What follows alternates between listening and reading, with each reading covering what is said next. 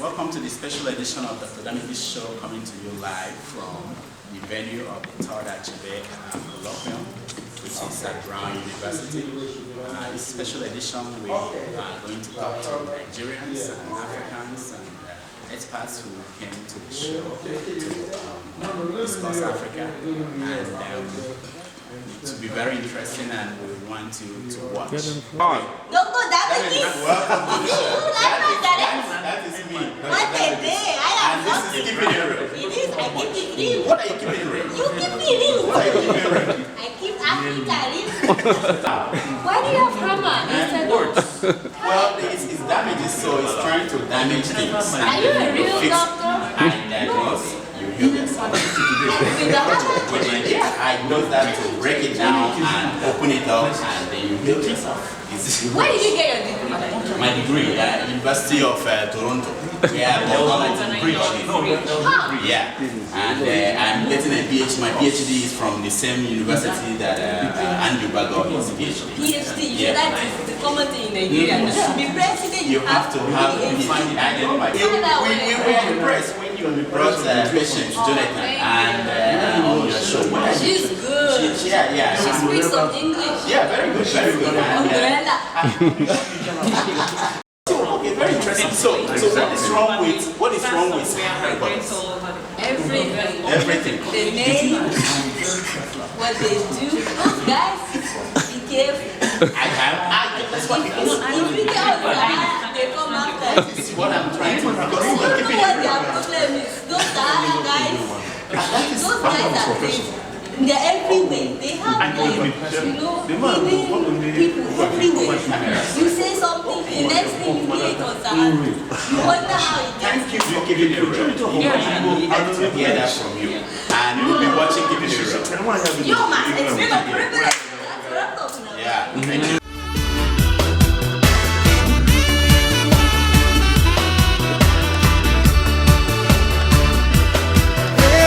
I'm on the rock, and then I take a stop.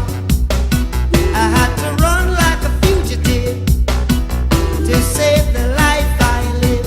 I'm gonna be iron like a lion inside.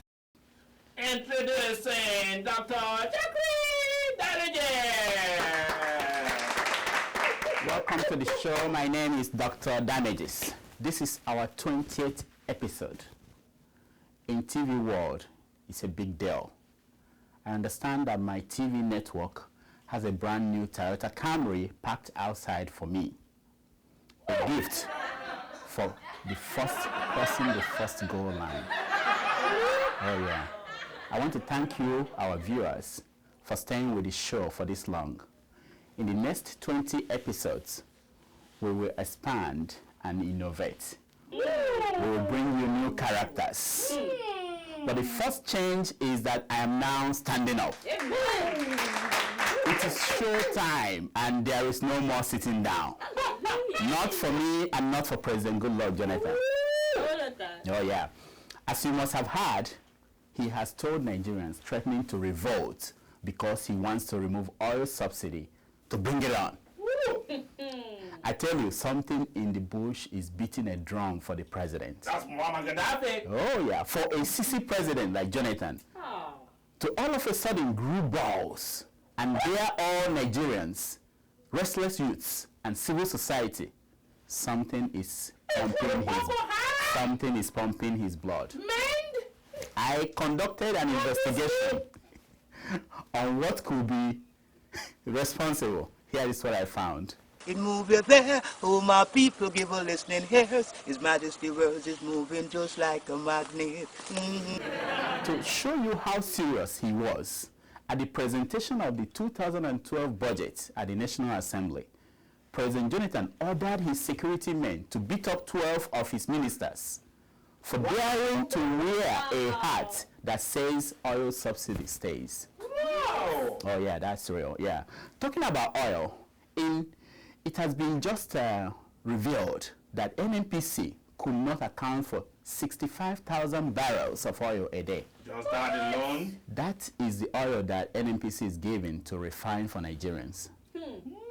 Those looking for it were focused on the wrong places. The oil has always gone to the bellies of these three Nigerians, Mr. Pius Anyin, Mrs. Patience Jonathan, and Alhaji Abubakar Alhaji. The rest is used to produce makeup for the Minister of Petroleum, Mrs. Desiane Alison Madeke. Right. Wow. Right. Oh yeah. In Boko Haram news, all the former national security advisors met in Abuja this week. Okay. These 5 Alhajis met at an undisclosed location to discuss Boko Haram. These are the top 10 questions they tried to answer at the meeting. Number 10, how do we put this genie back into the bottle? Number 9, are you sure that our fingerprints have been deleted from the bombs? Wow. Number 8, wasn't it a mistake to have let General Sani Abacha to die on top of a woman? Number 7, how did we lose one shoulder to surface missile? No.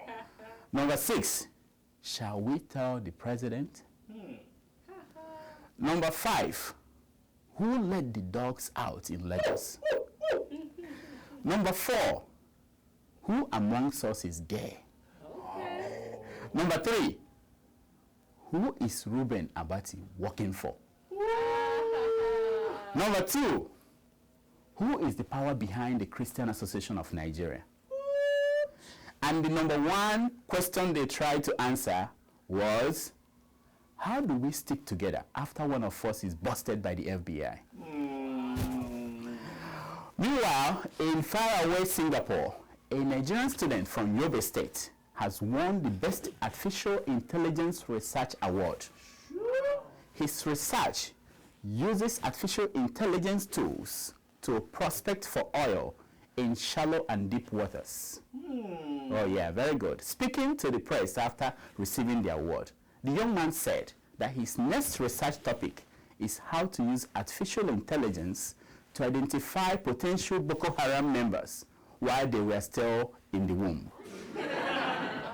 Still on Boko Haram, last week, the Odua People's Congress, OPC, demonstrated in Lagos as a way of warning Boko Haram not to attempt any of their bombing nonsense in Lagos. The OPC soldiers openly displayed their guns, knives, and juju armlets. Okay. The OPC and Boko Haram are 2 different militant groups. Tell me. One displays its firing power at the battlefront. The other one is OPC. Talking about fighters, the commandant of the Nigerian Defense Academy, NDA, Major General Chukwuemeka Onwu-Amoegbu, announced this week that the NDA is working on modalities to train military officers in the moon. Oh yeah. Why are you laughing? Have you all started writing your own punchline? General Onwu-Amoegbu told visiting lawmakers that civilians will also be taken out to outer space to enjoy the benefit of NDA's technological advancement. When the general asked the lawmakers to volunteer to be the first to go to moon, they all declined, asking him to instead take Pastor TB Joshua. Still on the military, the Nigerian Air Force has produced its first female military pilot. That cannot be good news for any group threatening the corporate existence of Nigeria. Now, when you hear the commander say, hit men who oppose, don't confuse it with hit menopause. From now on, agents of the EFCC will undergo a lie detector test every 6 months. But lie to lie. According to the agency's acting chairman, the goal is to get rid of bad eggs amongst them. Yeah, chairman. Make you go sit down. Didn't an X-ray machine discover drugs in the belly of Baba Suwe? Okay, that's true. And then what? Yeah. Olusegun Adeniyi, the former spokesman of late President Umaru Yar'Adua, has published a tell-all book. What? Wow. The book's title tells you all you need to know about the content. It is called how President Umaru Yar'Adua turned me into a hypocrite. Whoa, hypocrite. I've received an advanced copy of the book. So come with me. Let me read for you some wonderful paragraphs from the book. Okay. This is from the introduction. Okay. And he says, just like you and I knew Yar'Adua would die someday. I wanted to be the first to write his obituary. Wow. It was the greatest honor I could give to the man. I had wanted Yar'Adua to read it while resting in a hospital bed in Saudi Arabia. Unfortunately, I did not have the courage to do so. Oh yeah, he continued. Mr. Yar'Adua, the second president of Nigeria's Fourth Republic, was tied to the presidential stake by the devil. What? Yes, there is a devil, and his name is Olusegun Obasanjo.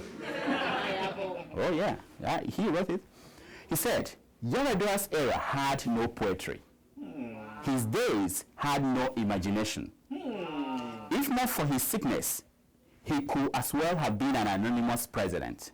Wow. I can bet my last naira that no parents named their child Umaru or Musa or Yar'Adua as a consequence of his sojourn at the presidency.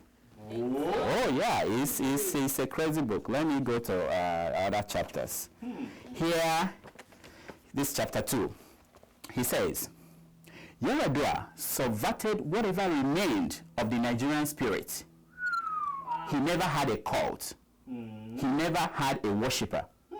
He was an unfinished failure. He was a god that did not make it. Oh, Lord. Crazy. And then he continued.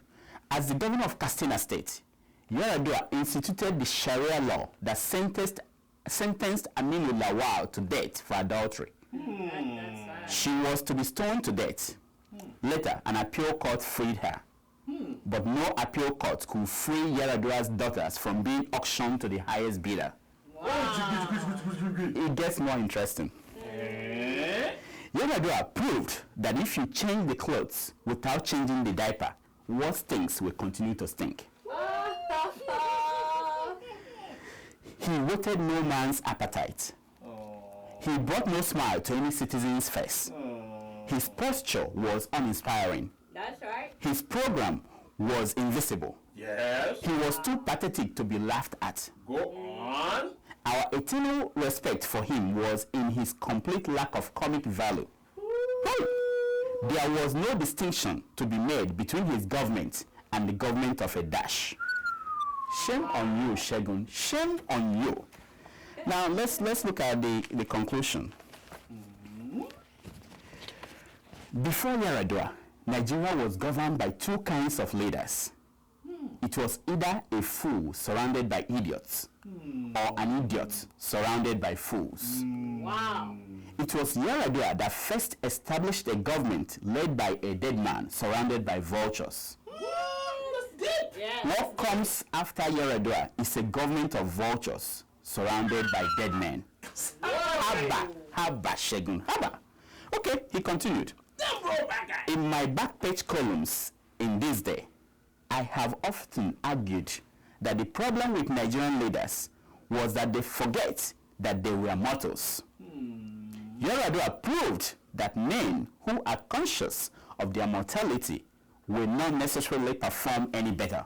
That's true. While Yar'Adua daily knocked on the door of hell, his wife, Turai, was busy stuffing oil blocks inside her bra. Then this is Shegun writing. He concluded, Yar'Adua will forever live in one mythology. His was the definitive proof of how not to be president. He performed so woefully that if Nigerians were people who valued excellence, they would have stapled a tail to his corpse so that when he reincarnates and aspires to a leadership position, he will be promptly identified and quarantined. Wow. This is too much now, Shegun. This is too much. And the final line says, in lieu of dancing in the streets, Nigerians played squash, to honor the dead president. In lieu of flowers, I sent assault weapons to his gun-loving son. Shege. Shegun. Shege. So, by the way, for those who want to buy a copy of the book, don't even bother to search for it on Amazon.com. Shegun's publisher, These Day Books, hasn't set up one. But you can pre-order from the only two Amazons who have it. They are those Amazons kneeling in front of Nduka Obiebuna of this day, or those lying on his bed. Hold on a minute. I'm getting a message. Hold on. Yes. Okay. Yeah, Nduka wanted me to inform you that a study in Germany that was just published, said that men become healthier by looking at women's boobs. Yes, Nduka, I understand. So he wanted me to tell the viewers before I close the show, because he knew that I will show his picture, that, the picture, Nduka, yeah, we understand. Thank you. All right, until next week, it is me, Dr. Damages. I diagnose, you hear yourself.